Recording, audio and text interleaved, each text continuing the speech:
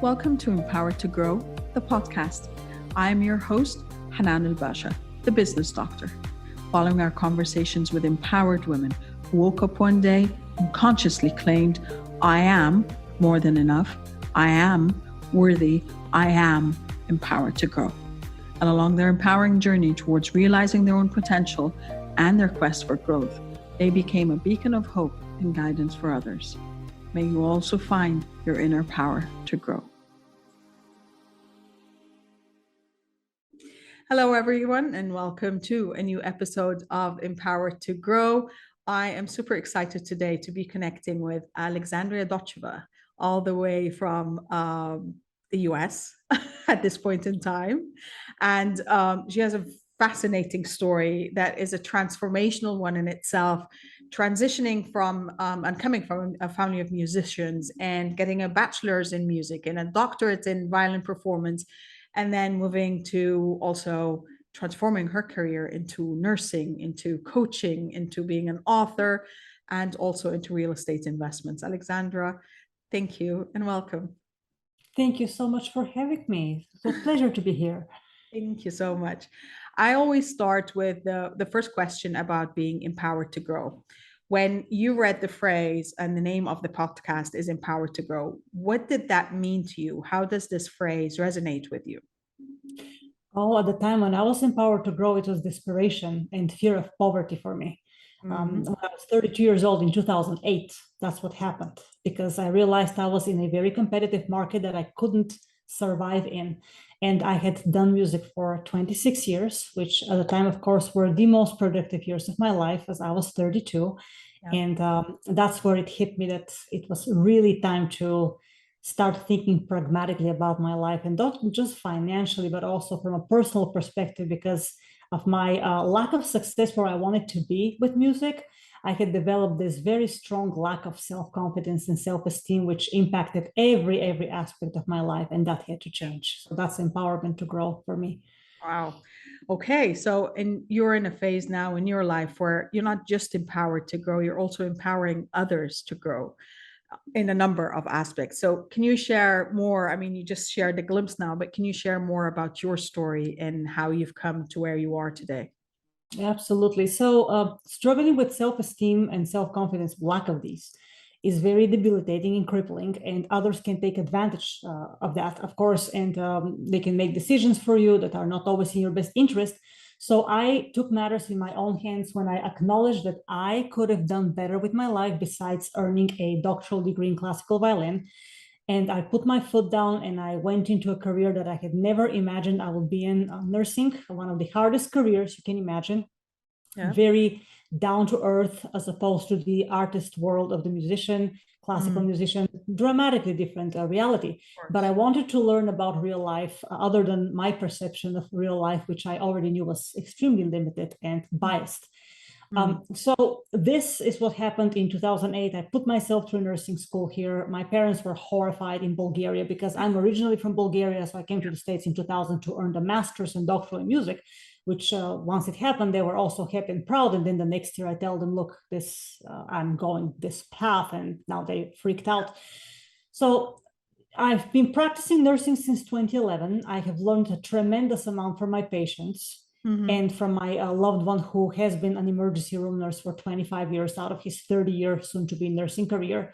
But also, I saw how nurses lived. I saw how they were sicker than most of the patients, yet they were teaching them how to live healthy. They were broke financially in many ways, even though they were making more money than me because I was a beginning nurse and they had seniority. So all these things started to click together as a very red flag in my brain. And that's when I understood there was a lot more to learn besides just putting myself through nursing school and coasting on a nursing career. That when you're a nurse in the United States, the demand is so high, you will have a job till the rest of your life, unless you mess something royally and you lose your license. But otherwise, you are guaranteed a job for the rest of your life.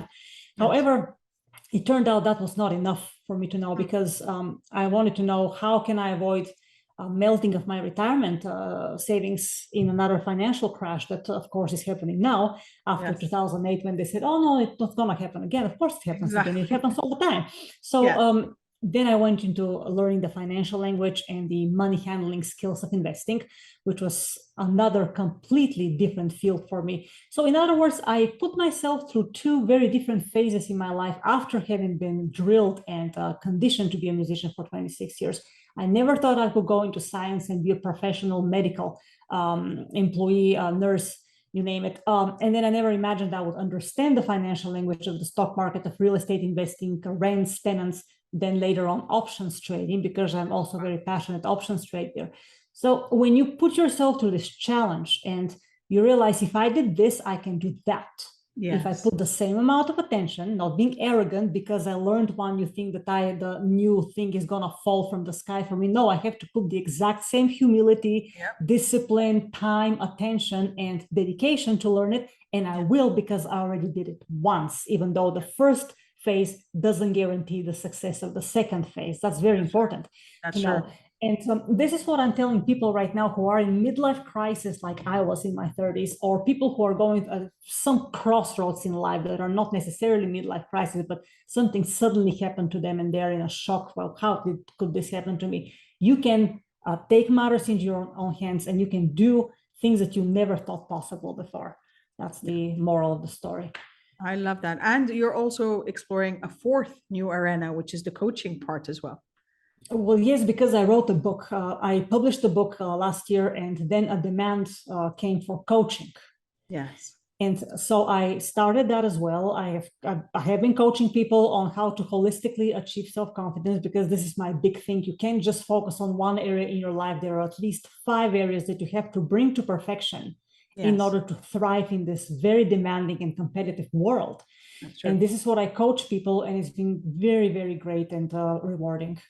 Well, I love that. And I think part of your story that I really resonated with, it's working towards a big chunk of your life. You're working towards something, and that achievement, as you said, it's the doctorate, it's being a musician, and then realize, is that, having to stop yourself and taking a time out and saying, is that really what I want?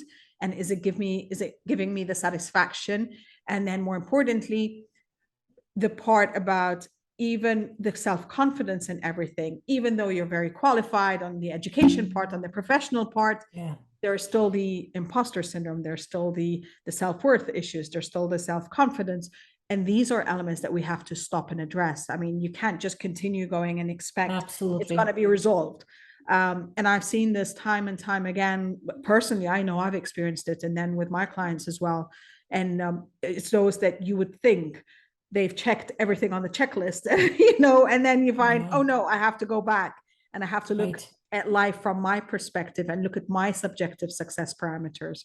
And I love that you said that you come back from a place of humility and you start, but you're not starting from scratch, even though it might be a whole new field. You're bringing in your experiences and everything you have taken so far, and you're building on it. So you're literally just kind of doing more than one structure from that perspective in your life.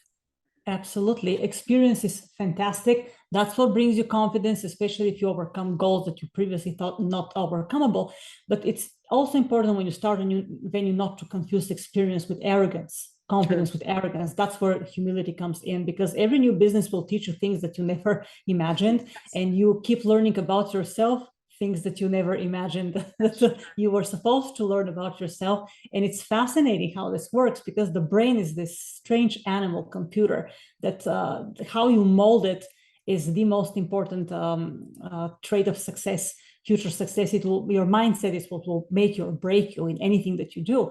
So it's such a chain of events that you have to carefully track and be able to sift through the valuable versus the things that you can leave behind, and just say, let them rest, and say, okay, so let's just focus on the new thing and let go of, detrimental, limiting mind habits. Yeah, that's true. So from where you stand today, Alexandra, what would you go back and give advice and kind of advice you'd impart on your 19-year-old self? What would you go back and tell her?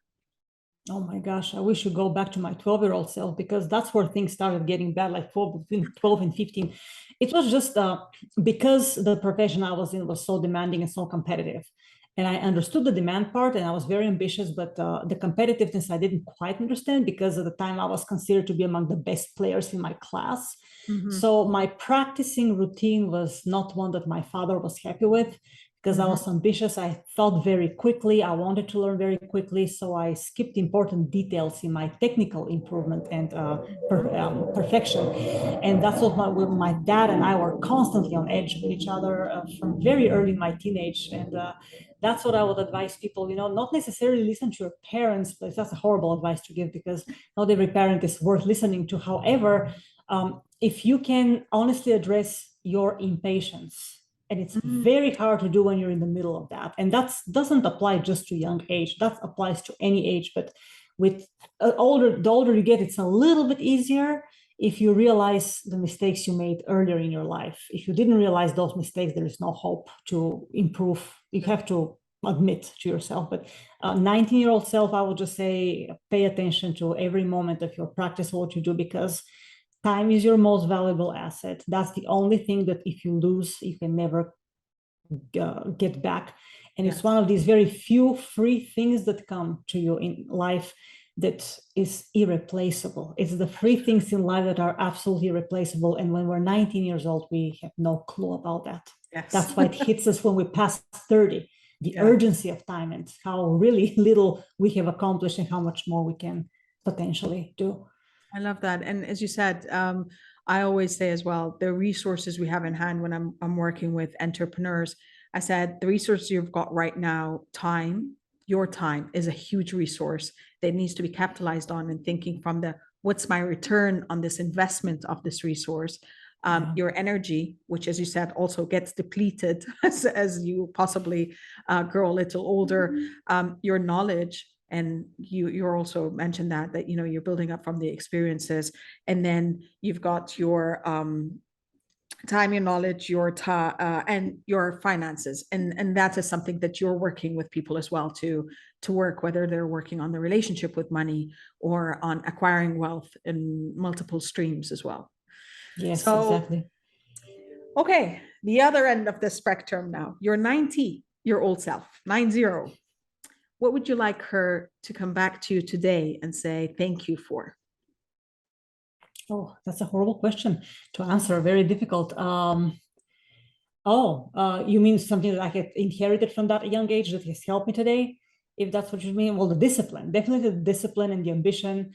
But as you grow older, you can focus more on the discipline and less on the ambition, and that's where things start thriving, which you don't know when you're 19. But yeah, the discipline is definitely the work ethic. I just wish I had more focus when I was growing up. Because you can work all you want, but if you don't focus properly. That's true.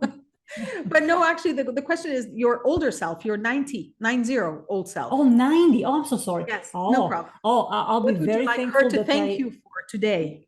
Yes, for jumping into these adventures and overcoming the fear, because if I were 90 and I hadn't done it, I would have tremendous regrets that I didn't do that. I love that. Okay, so my final question is, you're on a stage and you're talking to tens of thousands of women. What would be, and the topic is about being empowered to grow, what would be that last message you leave them with? First of all, don't identify yourself as a woman in terms of success, because that's already self-limiting. I was told by my father when I was 7 years old, you need to play like a man. You need to play like a man. You have to overcome the fact that you're a girl, because people look differently at girls. Don't even think that you're a woman. Just set yourself for success, whether you're inspired by a successful woman or a successful man. Don't let this this difference limit you, because it doesn't matter ultimately whether you're a woman or a man in that hall.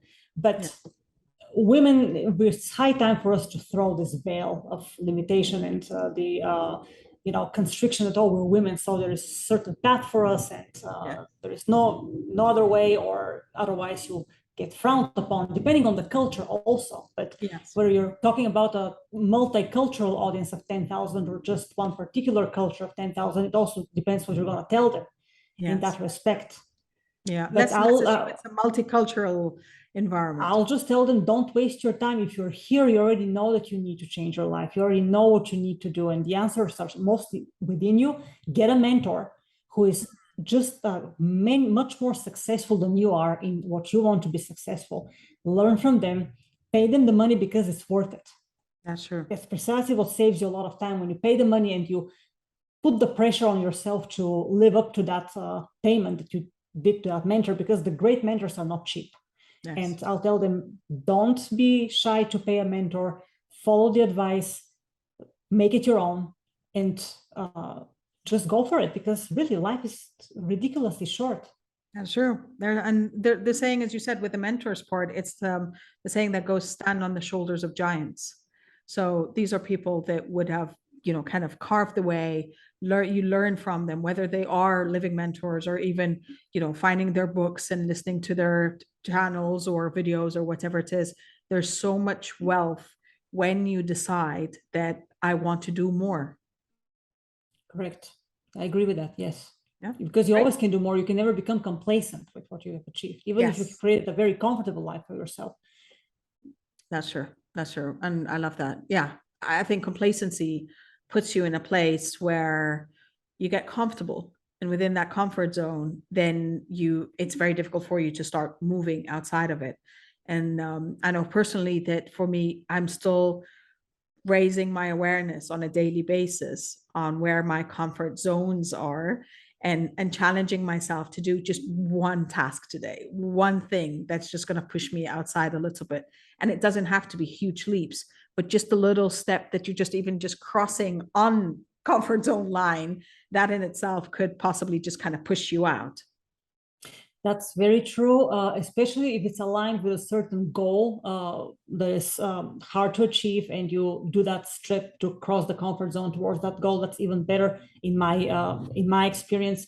I also want to tell to women who are immigrants in a country like this, like, we come here to have a better life, and most of us are ready to work very hard.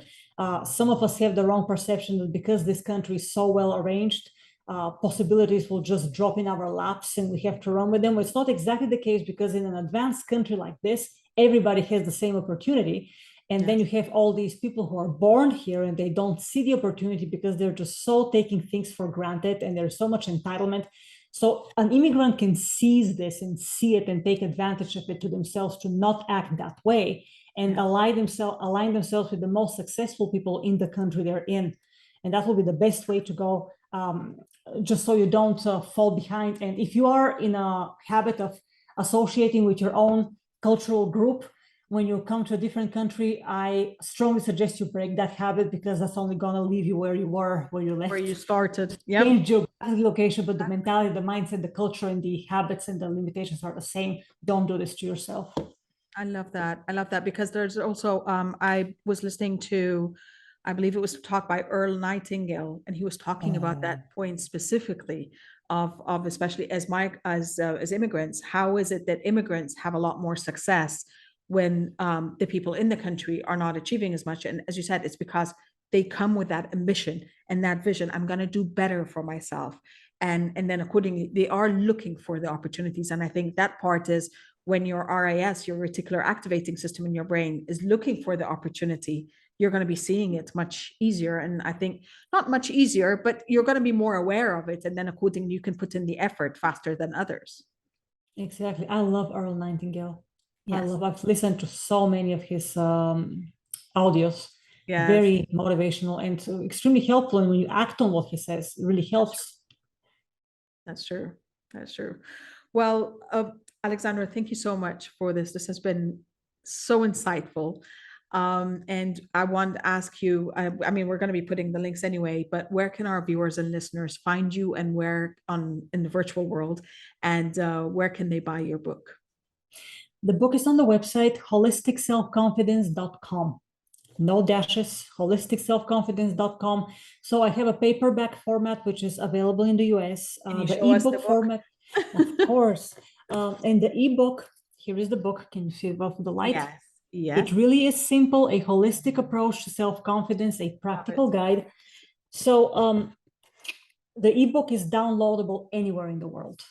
and it's very affordable. We're working on having the paperback also available in many English-speaking countries, but because the shipping cost is oftentimes higher than the book cost, we keep it at the ebook so that the buyers can afford and not cringe when they see the shipping price. But the book is great for people who are in midlife crisis, at crossroads in life, and even actually not just the age group of early 30s to mid 50s, because now with all these changes in the last 2 years, there are younger people that can easily take advantage of the concepts in this book, because they will be facing more challenging and faster changes than my generation and the generation prior to mine, and they'll have to adjust to these things faster if they want to be successful. So I strongly recommend, even to people younger than 30, get that book, because it's an easy, inexpensive way to learn, extremely practical for your health, spirituality, career, financial, and relationship success. Great. Thank you so much, Alexandra. This has been a pleasure. And I look forward to our uncharted discussion, which is our next episode. So this is going to be exciting as well. Thank you. Thank you, everyone, for joining us as the sum up of what Alexandra's experiences are just telling us, and they're showing us it is never too late to not reinvent yourself, but to work on your evolution and to ask yourself, where do I want to go from here? And what do I want to achieve? And more importantly, will this be the place where I break all the barriers that I have been conditioned with? And I think this is our job in life, is to break every barrier and to get to the next level. So as always, I wish you love, abundance, and prosperity. And I'm going to see you next time. Bye for now. Thank you for listening to the Empowered to Grow podcast. For further engagement with a tribe of empowered women, join my Facebook group, Empowered to Grow, or visit my website, www.hananalbasha.com. I'll catch you on the next episode. And until then, know that empowered you empowers others. Love, abundance, and prosperity to you all.